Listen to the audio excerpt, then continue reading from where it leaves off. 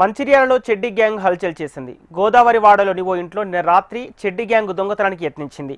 అదే సమయంలో అటువైపు నుంచి వచ్చిన పెట్రోలింగ్ పోలీసులు వారిని గమనించి వెంబడించగా పారిపోయారు. రాత్రి 2 గంటల ప్రాంతంలో కలెక్టర్ ఆఫీసు వెనుక నుంచి గోదావరి వాడలోకి దొంగలు ప్రవేశించినట్లు పోలీసులు తెలిపారు.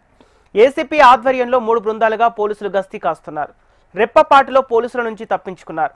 ప్రజలు అప్రమత్తంగా ఉండాలని పోలీసులు సూచించారు.